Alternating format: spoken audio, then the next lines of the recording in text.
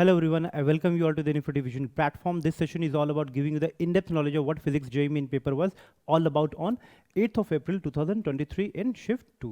So अगर हम paper of difficulty level की बात करें in comparison to your mathematics as well as chemistry, तो आपका अगेन ये वाला पेपर जो है जो 8th अप्रैल को आया था सेकंड शिफ्ट में, वो उतना ज़्यादा डिफिकल्ट नहीं था. It difficulty range is from moderate to easy, तो ईजीएस्ट साइड एंड मॉडरेट के बीच में ही पेपर आपका था. ओके, इनफैक्ट जो आपके प्रीवियस सेशंस में हमने जो कंटेंट्स आपको बताए गए हैं उसी से रिलेटेड सारे क्वेश्चंस अगेन इस पेपर में भी आए हुए थे. So let us begin with our first analysis in which as you can see how many percentage of questions came from your 12th as well as from 11th standard. So from 11th standard the questions is about the percentage is about 43 and from 12th it is about 57. तो उतना ज़्यादा difference नहीं है. Again and again I tell you I be saying the same thing कि आपको 11th को neglect नहीं करना है. किसी भी पर्टिकुलर टॉपिक से क्वेश्चंस आ सकता है, स्पेशली जो हमने कंटेंट आपको बताए गए थे. ठीक है, 11th 12th को भी पूरा नेगलेक्ट नहीं करना. सारे के सारे जितने भी चैप्टर्स हैं सबको आप थॉरली फॉलो करना है. ठीक है, एंड स्पेशली हॉट टॉपिक्स जो कंटेंट हमने आपको बताए हुए हैं उसी से questions again and again repeat हो रहे हैं. ठीक है, so moving to the next analysis part, if I'll talk about the difficulty level of the paper, as you can see the easiest sized questions was about 33% and the moderate level of questions was about 67%. again उतना ज़्यादा difficult questions again इस पे नहीं है. ठीक है, तो percentage अगर बात करें डिफ़िकल्टी लेवल की, ठीक है, सो क्वेश्चन 33% क्योंकि ईजिएस्ट क्वेश्चन हैं एंड 67% मॉडरेट है, तो ये question paper between easy to moderate के बीच में ज़्यादा है. ठीक है, डिफ़िकल्ट क्वेश्चंस वैसे भी नहीं आए हैं इस पेपर में. ठीक है, सो 33% क्वेश्चंस आपके उस टाइप के थे जो कि डायरेक्ट एनसीईआरटी से बेस्ड थे या उसमें मिनिमल कॉन्सेप्ट यूज होते, फैक्चुअल बेस्ड क्वेश्चन से. मॉडरेट क्वेश्चंस वो क्वेश्चन थे जो सीधा डायरेक्ट फॉर्मूला बेस्ड क्वेश्चंस थे. सो इन टोटैलिटी अगर इन दोनों एरिया को अगर फोकस आप रखते, skipping part the difficult question, still you would be able to score very well. तो आसानी से आप ऑलमोस्ट 100% क्वेश्चंस अटेम्प्ट कर सकते थे. Okay, so now if as you can see how many questions came from your which chapters, as you can see the units and dimensions से आपके 2 questions came and it is from dimensional analysis talk in सब का वो निकालने का आया था dimension, and एक सिग्निफिकेंट फिगर का भी एक क्वेश्चन आया हुआ है. ऑल्दो सिग्निफिकेंट फिगर्स के क्वेश्चंस नहीं आते हैं, और हम प्रीवियस सेशंस में भी देखा है हमने बहुत ज़्यादा सिग्निफिकेंट फिगर्स के क्वेश्चंस नहीं आए हैं. Mostly errors and units and dimensions पे आए, तो इस क्वेश्चन पेपर में आ गया था. Okay, motion in straight line से VT graph and acceleration time graph पे एक क्वेश्चन आया हुआ था and that was quite easier. Motion in a plane से equation of trajectory and circular motion पे एक क्वेश्चन आया हुआ था. ठीक है, ट्राजेक्ट्री का इक्वेशन फाइंड आउट वगैरह करके उसमें से आप आसानी से क्वेश्चन कर सकते थे, अगर स्पेशली अगर आपको ट्राजेक्ट्री का इक्वेशन पता है प्रोजेक्टाइल मोशन का. लॉज ऑफ मोशन से आपका फ्रिक्शनल फोर्स पे क्वेश्चन आया हुआ है, एंड वर्क एनर्जी पावर से आपका work energy theorem and coefficient of friction and kinetic energy, ये दोनों एक सिंगल सेम टॉपिक से ही 2 क्वेश्चंस आए हुए थे. ठीक है, work energy theorem and coefficient of friction and kinetic energy, ये दोनों इस टॉपिक से एक क्वेश्चंस आया हुआ था. ठीक है, सो इन टोटलिटी 2 क्वेश्चंस आपके वर्क एनर्जी से आए हुए हैं. ग्रेविटेशनल फोर्स से ग्रेविटेशनल चैप्टर से आपके बहुत क्वेश्चंस आ रहे हैं. प्रीवियस सेशंस में भी मिनिमम आप 1 क्वेश्चन तो एक्सपेक्ट कर ही सकते हैं. इसको आपको बिल्कुल नेग्लेक्ट नहीं करना है as per as 11th standard is concern. तो variation in g with height पे क्वेश्चन आ गया, sometime variation in g with depth पे आ जाता है दूसरे से सेम डे में दूसरे पेपर में. ठीक है, so orbital angular momentum of a satellite पे क्वेश्चन आया हुआ है. कभी sometime energy of a satellite पे क्वेश्चन आ जाता है. ठीक है, सो 2 क्वेश्चन इस पे आए हुए हैं. थर्मोडायनेमिक्स पे आपका Carnot cycle and engine efficiency फॉर्मूले पे क्वेश्चंस आए हुए हैं. इस साल बहुत ज़्यादा कार्नोट साइकिल पे क्वेश्चंस आए हुए हैं, स्पेशली थर्मोडायनेमिक्स, और या तो थर्मोडायनेमिक्स पे कार्नोट साइकिल पे आ रहा है या तो आपके थर्मोडायनेमिक्स प्रोसेस पे आते हैं क्वेश्चंस. काइनेटिक थ्योरी में again average kinetic energy of the gas पे क्वेश्चंस आया हुआ है, एंड वेव्स पे एक वेव्स ऑन अ स्ट्रिंग पे क्वेश्चन आया हुआ है. सो इन टोटलिटी अगर लार्जर चंक की बात करें, मोशन इन अ प्लेन पे 2 क्वेश्चन ज़्यादा आए हुए हैं, यूनिट्स एंड डायमेंशन पे क्वेश्चन आए हुए हैं 2, तो it plays a very much important role because units and dimensions is quite less effort, जिसमें आप लेस एफर्ट लगा के हाई स्कोर कर सकते हैं. लॉज ऑफ मोशन पे 1, वर्क एनर्जी पे 2, एंड ग्रेविटेशन पे हमेशा 1 या 2 एक्सपेक्ट कर ही सकते हैं.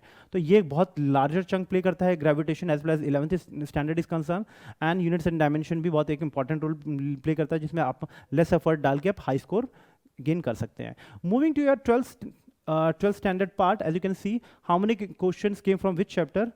Electrostats and potential and capacitance से आपके 2 क्वेश्चंस आए हुए हैं. Energy stored in the combination of capacitor and potential due two point charge पे एक क्वेश्चन आया हुआ है. करंट इलेक्ट्रिसिटी पे again and again equivalent resistance पे हमेशा क्वेश्चन आता है, इधर इक्विवेलेंट रेजिस्टेंस या ड्रिफ्ट स्पीड से या ड्रिफ्ट वेलोसिटीज पे क्वेश्चन आया हुआ है.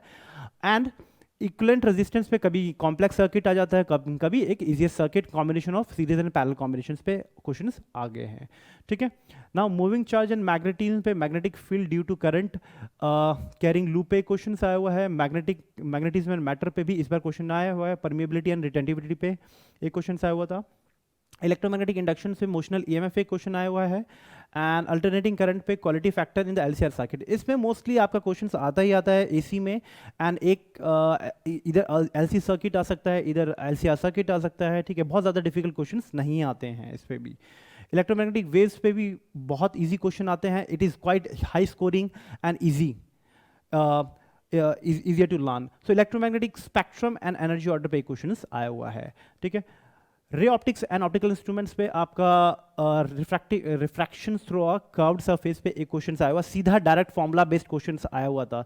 उसमें ज़्यादा कुछ एक्सपर्टीज नहीं करना था, सीधा डायरेक्ट अपना refraction through a curved surface पे आप एक फॉर्मूला लगाएंगे, आसानी से फाइंड आउट कर सकते थे वैल्यूज डाल के. सो वेव ऑप्टिक्स पे अगेन एक फ्रिंज विथ एंड वाईडीएसए पे क्वेश्चंस आया हुआ है. ठीक है. And dual nature and radiations पे again energy of the photon emitted पे एक क्वेश्चन आया हुआ है. एटम्स पे आपका ratio of alpha and beta lines and Balmer spectrum पे एक क्वेश्चन आया हुआ है. तो ऑलमोस्ट ये आपके जो ये मॉडर्न फिजिक्स के भी एक गिने चुने 2-3 टॉपिक्स हैं जिसपे क्वेश्चंस आता ही आता है. ठीक है. न्यूक्लियाई पे रेडियो एक्टिव डीके पे ही हमेशा क्वेश्चन आया हुआ है. And graph of Moseley's law. So that means 2 question इस पे आए हुए हैं मॉसलेज लॉज पे. ठीक है. उसका ग्राफ पे क्वेश्चन आया हुआ था. रेडियो एक्टिविटी डीके पे क्वेश्चन आते हैं. ठीक है. मोस्टली सेमीकंडक्टर्स पे इधर आपका PN junction transmitter in common ammeter पे एक क्वेश्चन आया हुआ है. जनरली इस पे क्वेश्चन नहीं आ रहा है ट्रांजिस्टर्स पे. ठीक है. मोस्टली आपका क्वेश्चन या तो लॉजिक गेट्स पे आ रहे थे. ठीक है. या तो मोस्टली क्वेश्चन आपके जेनर डायट पे आ रहे थे, या इंट्रिंसिक एंड एक्सट्रिंसिक सेमीकंडक्टर पे आ रहे थे. बट इस बार ट्रांसमीटर पे भी क्वेश्चन आया हुआ है. सो कम्युनिकेशन सिस्टम पे again power and wavelength relation of a signal पे क्वेश्चन आया हुआ है. सो इन टोटलिटी अगर हम बात करें, current electricity play again plays a major role as per your 12th standard is concern. And electrostatic potential पे भी 2 क्वेश्चंस आए हुए हैं. ठीक है. तो वो भी उतने ज़्यादा डिफिकल्ट नहीं आए हुए थे. ठीक है. Atoms, nuclear and in totality communication systems as well as your dual nature of radiations, your modern physics as well as communication and semiconducting device plays a very much important role, because these are the topics that requires minimal effort. इन सब topics को आप आसानी से minimum effort डाल के high score आसानी से कर सकते हैं. Again electromagnetic waves को भी आसानी से आप बहुत easy topic होता है ये, आसानी से आप less effort डाल के आसानी से high score कर सकते हैं. Okay, so if I'll talk about the overall conclusion part, you cannot neglect any topic of your 11th standard as well as your 12th standard. जितने भी hot topics हैं आपके जो 11th standard के जो मैंने बताया आपके units and dimensions हो गया, like your gravitation हो गया, उसको आपको neglect नहीं करना. 12th के standard के current electricity हो गया, entire modern physics because that is quite less effort area. ठीक है. उन सबको नेगलेक्ट आपको नहीं करना है. अगर specially if you have moderate level of preparation, so you can avoid the complex analytical problems, because complex analytical problem का परसेंटेज बहुत कम है, डिफिकल्ट क्वेश्चंस का परसेंटेज बहुत कम ही है.